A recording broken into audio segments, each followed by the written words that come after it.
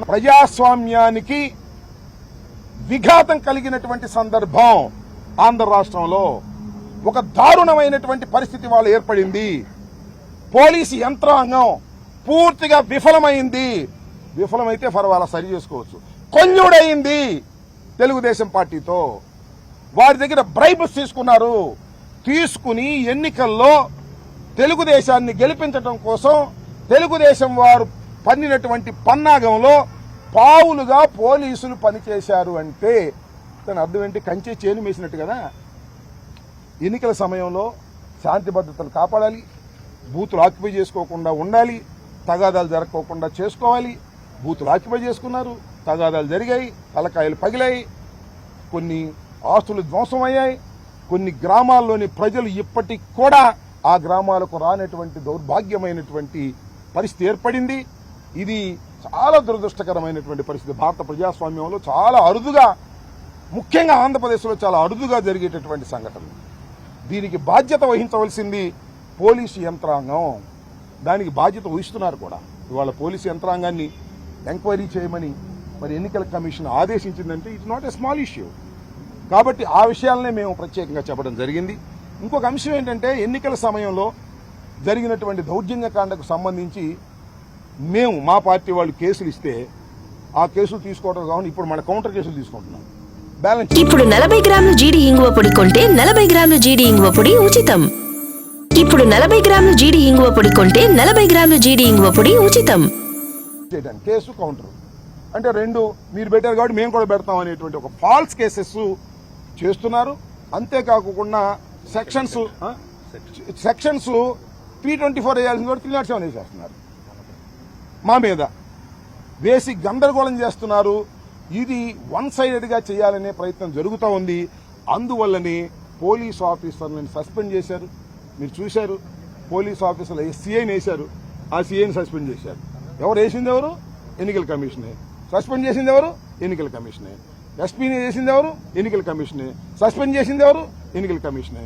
So ఈ విధంగా చాలా దుర్మార్గమైన పద్ధతుల్లో ఆంధ్రప్రదేశ్లో, ముఖ్యంగా తిరుపతి, పలనాడు, అనంతపూర్ ప్రాంతాల్లో దౌర్జన్యాలకు కారణమై పోలీసులు కొల్లుడయ్యేటటువంటి పరిస్థితి ఏర్పడింది.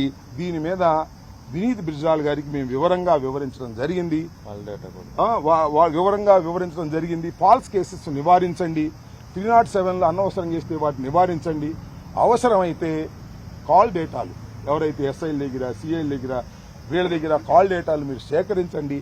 సేకరిస్తే ఎవరెవరు ఏమేమి మాట్లాడారు, ఆ సమయంలో మాట్లాడకూడని వ్యక్తులు ఎవరు మాట్లాడారు. ఫర్ ఎగ్జాంపుల్ ఏమన్నా ఎస్పీతో మాట్లాడతారు, నా ప్రత్యర్థి ఉంటాడు ఎస్పీతో మాట్లాడతారు. వీళ్ళు కాకుండా బయట నుంచి ఎవరైనా మాట్లాడారా, ఎవరన్నా మేనేజ్ చేశారా, ఇవన్నీ కూడా పోలీసు వారు దృష్టి పెడితే పోలీసు వారు ఏమి చేశారనేది చాలా స్పష్టంగా అర్థమవుతుంది. కాబట్టి దీని మీద థరో ఎంక్వైరీ చేసి జస్టిస్ చేయాలి. ఈ ప్రజాస్వామ్యాన్ని కాపాడాలి. వాళ్ళు ఎవరు గెలుస్తారు, ఎవరు ఓడతారు పక్కన పెడదాం కాసేపు. కానీ ఎన్నికలు సక్రమంగా జరగాలి. భారత ప్రజాస్వామ్యంలో ఎన్నికలే సక్రమంగా జరగకపోతే ఎలాగా? పోలీస్ ఆఫీసర్స్ కూడా వాళ్ళతో కొల్లుడైపోతే ఇంకేముంటుంది?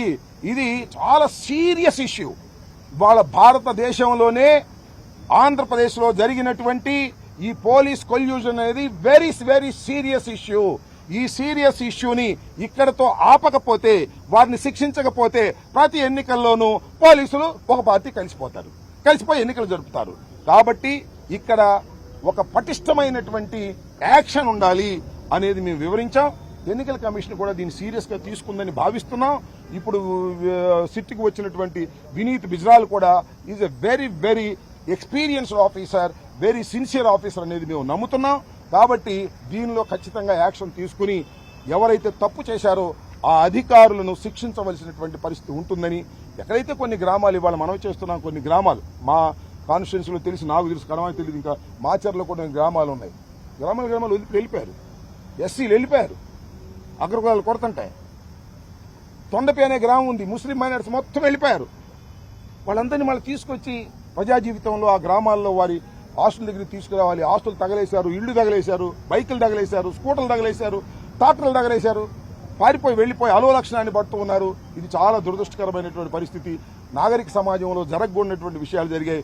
వీటన్నిటినీ సెటరైజ్ చేయాల్సినటువంటి బాధ్యత పోలీసు యంత్రాంగానికి ఉంది అని తాడిపత్రిలో మీరు చూశారు.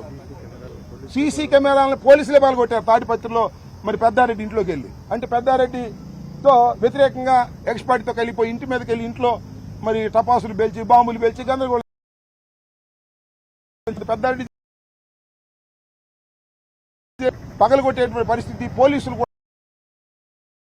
కూడా ఎస్పీని మార్చారు, అక్కడ పోలీసులు వెళ్ళి వాళ్ళతో కుమ్మక్క అయిపోయారు. అంటే మార్పు వల్ల తెలుగుదేశానికి ఉపయోగం జరుగుతుంది.